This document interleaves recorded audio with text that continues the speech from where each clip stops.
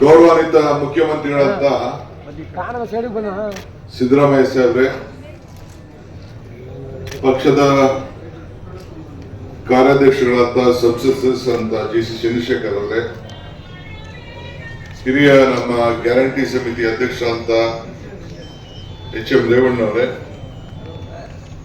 ನಮ್ಮ ಲೇಬರ್ ಸಂಸ್ಥೆಯ ಕ್ರಿಯಾಶೀಲ ಅಧ್ಯಕ್ಷರಂತ ಪುರುಷೋತ್ತಮ ಗೌಡ್ರೆ, ಸಲೀಂ ಅಹಮದ್ ಅವರೇ, ನಾರಾಯಣ ಸ್ವಾಮಿ ಅವರೇ, ಯೂತ್ ಕಾಂಗ್ರೆಸ್ನ ಅಧ್ಯಕ್ಷರಂತ ಮಂಜುನಾಥ್ ಅವರೇ, ರಮೇಶ್ ಬಾಬು ಅವರೇ, ಎಲ್ಲ ನಿಗಮದ ಗೌರವಾನ್ವಿತ ಅಧ್ಯಕ್ಷಗಳೇ, ಎಲ್ಲ ಪಕ್ಷದ ಮುಖಂಡರುಗಳೇ,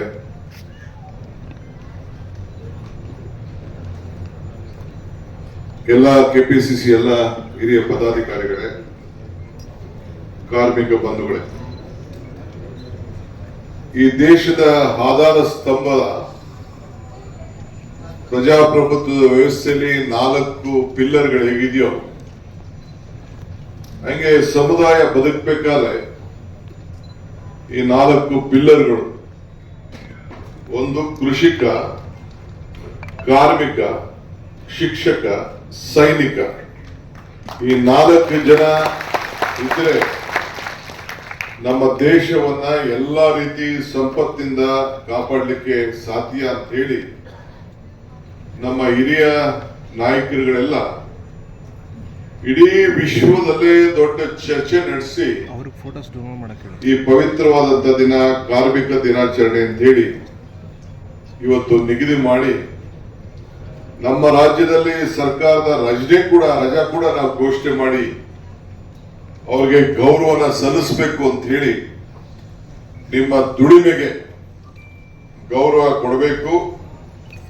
ಕಾರ್ಮಿಕರ ಬೇವರೇ ಈ ದೇಶಕ್ಕೆ ಒಂದು ದೊಡ್ಡ ನಿಜವಾದಂತ ಅಡಿಪಾಯ ಅಂತ ಹೇಳಿ ಇವತ್ತು ಈ ಕಾರ್ಯಕ್ರಮವನ್ನ ಹಮ್ಮಿಕೊಂಡಿದ್ದೇವೆ. ಕಾರ್ಮಿಕರಿಗೆ ನ್ಯಾಯ ಸಿಕ್ಕಿದಾಗ ಮಾತ್ರ ಈ ದೇಶದಲ್ಲಿ ನಿಜವಾದಂತ ಪ್ರಗತಿ ಸಾಧ್ಯ. ನಾವು ಕಾಂಗ್ರೆಸ್ ಪಕ್ಷದ ವತಿಯಿಂದ ಈ ದಿನಾಚರಣೆಯನ್ನ ನಾವು ಆಚರಣೆ ಮಾಡ್ತಾ ಇದ್ದೇವೆ. ಬಹುಶಃ ನೀವು ಬೇರೆ ಪಕ್ಷಗಳಲ್ಲಿ ಇದರ ಬಗ್ಗೆ ಯಾರಿಗೇ ಆಗ್ಲಿ ನಾನು ಮಾಧ್ಯಮದ ಮುಖಾಂತರ ಮಾತಾಡ್ತಾ ಇದ್ದೇನೆ. ಬೇರೆ ಯಾವ ಪಕ್ಷಕ್ಕೂ ಕೂಡ ಈ ಕಾರ್ಮಿಕರ ಬಗ್ಗೆ ಚಿಂತನೆ ಇಲ್ಲ. ಬಹುಶಃ UPA ಸರ್ಕಾರ ಆದ ನಂತರ ಈ ದೇಶದಲ್ಲಿ NDA ಸರ್ಕಾರ ಬಂದು ಹಿಂದೆನೂ ಕೂಡ ಬಂದಿತ್ತು, ಮಧ್ಯದಲ್ಲೂ ಕೂಡ ಈಗ 12 ವರ್ಷ ಆಗಿದೆ.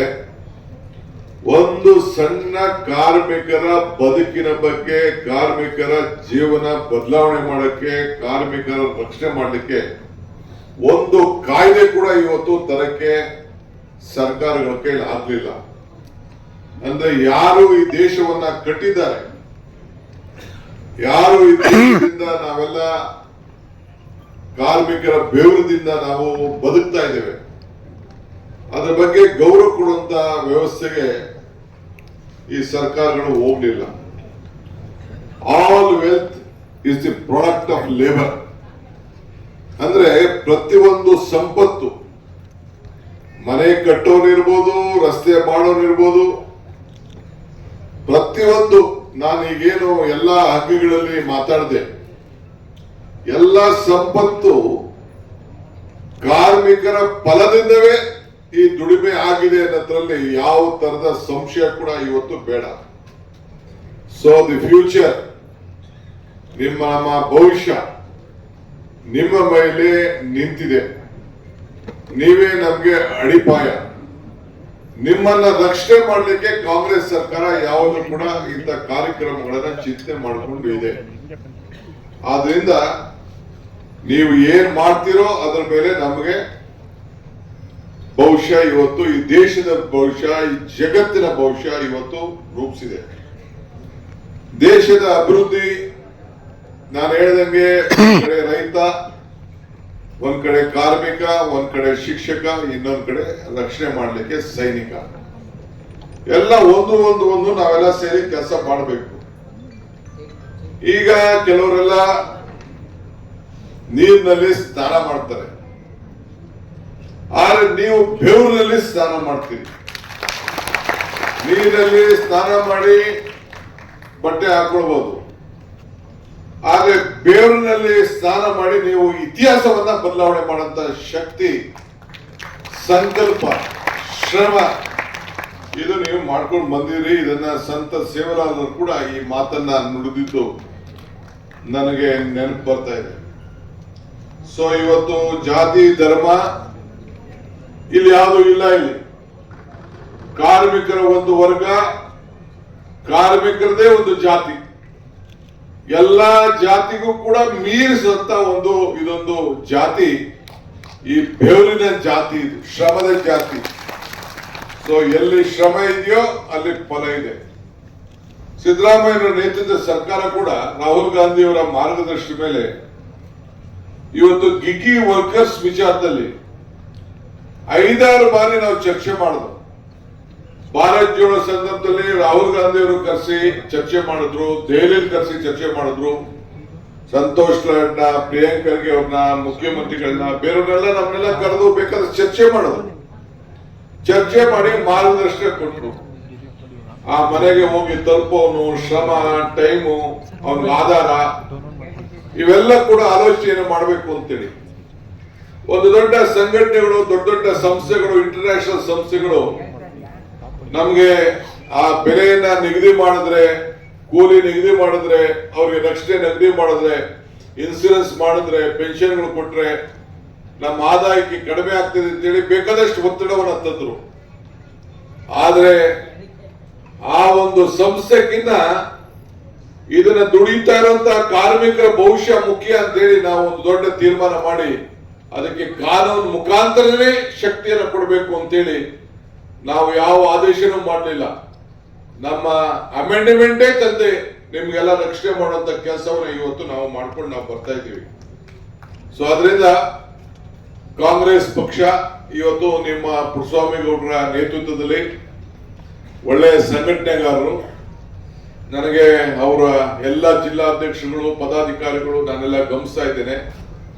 ನೀವು ಯಾವುದೋ ದೊಡ್ಡ ದೊಡ್ಡ ಅಧಿಕಾರಕ್ಕೆ ಯಾವತ್ತೂ ಹಿಂದೆ ಬಂದವರಲ್ಲ, ನಿಮ್ದೇ ಆದಂತ ಶ್ರಮ ಮಾಡ್ಕೊಂಡು ಬರ್ತಾ ಇದ್ದೀವಿ. ಸೊ ಮಹಾತ್ಮ ಗಾಂಧೀಜಿಯವರು ಹೇಳಿದಂಗೆ ಇವತ್ತು ಬದುಕಲು ಬೇಕಾದ ಕೂಲಿ ನೀಡದೆ ಹೋದ್ರೆ ಅದೇ ಒಂದು ದೊಡ್ಡ ಶೋಷಣೆ ಅನ್ನೋದು ಮಹಾತ್ಮ ಗಾಂಧೀಜಿಯವರು ನಮಗೆಲ್ಲ ಮಾರ್ಗದರ್ಶನವನ್ನು ಕೊಟ್ಟವ್ರೆ. So it is learn the value of the hard work ಅಂತ ಹೇಳಿದ್ದಾರೆ. ನಾವೆಲ್ಲ ಕಲ್ತ್ಕೊಳ್ಬೇಕು ಅಂತೇಳಿ. ಸೊ ಮನೆ ಕಟ್ಟದವನು, ಕೂಲಿ ಕೆಲಸ ಮಾಡೋನು, ಸಿಮೆಂಟ್ ಕೆಲಸ ಮಾಡೋನು, ಬಿಲ್ಡಿಂಗ್ ಕಟ್ಟದವನು, ಪೌರ ಕಾರ್ಮಿಕ, ಕೃಷಿ ಕಾರ್ಮಿಕ, ಗಾರ್ಮೆಂಟ್ ಕಾರ್ಮಿಕ, ರಸ್ತೆ ಕೆಲಸ ಇವೆಲ್ಲರೂ ಕೂಡ ಗಮನದಲ್ಲಿ ಇಟ್ಕೊಂಡೆ ನಿಮ್ಮ ಮನೆಯ ಜ್ಯೋತಿಯನ್ನ ಬೆಳೆಸಲಿಕ್ಕೆ, ನಿಮ್ಮ ಮನೆಗಳಲ್ಲಿ 1200 ಯೂನಿಟ್ ವರೆಗೂ ಕೂಡ ಕೊಡ್ಲಿಕ್ಕೆ, ನಿಮ್ಮ ಹೆಣ್ಣು ಮಕ್ಕಳ ಯಾರು ಮನೆ ಯಜಮಾನರಿಗೆ 1,26,00,000 ಹೆಣ್ಮಕ್ಳಿಗೆ ನೇರ ಸಹಾಯವನ್ನು ಮಾಡಲಿಕ್ಕೆ, ಹೆಣ್ಣು ಮಕ್ಕಳು ರಸ್ತೆ ಓಡಾಡ್ಲಿಕ್ಕೆ. ನಾನು ಮೊನ್ನೆಲ್ಲ ಉತ್ತರ ಕರ್ನಾಟಕ ಹೋಗಿದ್ದೆ, ಕೇಳ್ತಾ ಇದ್ದೆ. ಮೊದಲೆಲ್ಲ ಬೆಂಗಳೂರು, ಬೀದರ್ ಬರ್ಬೇಕಾದ್ರೆ 6 ತಿಂಗಳು, ವರ್ಷಕ್ಕೋ 2 ವರ್ಷಕ್ಕೋ ಒಂದ್ಸತಿ ನಂಟಿಸ್ತಾನ ಸಂಬಂಧ ಇಲ್ಲಿ ಮಾಡುವಂತ ಕೂಲಿ ಮಾಡೋರು ಹೆಣ್ಮಕ್ಳು ಅವರೆಲ್ಲ ವರ್ಷಕ್ಕೆ 2 ವರ್ಷಕ್ಕೆ ಹೋಗ್ತಿದ್ರಂತೆ. ಈಗ 3 ತಿಂಗಳು 4 ತಿಂಗಳು ಒಂದ್ಸತಿ ಹೋಗಿ ಊರಿಗೆ ಹೋಗಿ 2 ದಿನ ರಜೆ ಹಾಕ್ಬಿಟ್ಟು ರಾತ್ರಿ ಹೋಗಿ 2 ದಿನ ಕೆಲಸ ಮಾಡ್ಬಿಟ್ಟು ವಾಪಸ್ ಬಂದು ಇಲ್ಲಿ ಅವರ ಬದುಕನ್ನ ನೋಡ್ತಾ ಇರಂತೆ. ಒಂದೊಂದು 3,000 ರೂಪಾಯಿ ದುಡ್ಡು ಉಳಿತದಂತೆ. ಆ ರೀತಿ ಅವರು ನೆನೆಸ್ಕೊಳ್ತಾ ಒಂದು ಇತಿಹಾಸ ಇದೆ. ನಾನು ಸರ್ವೆ ಮಾಡಿಸಿದ್ದೇನೆ ನಮ್ಮ ಸೋಷಿಯಲ್ ಮೀಡಿಯಾ ಟೀಮ್ ನಲ್ಲಿ.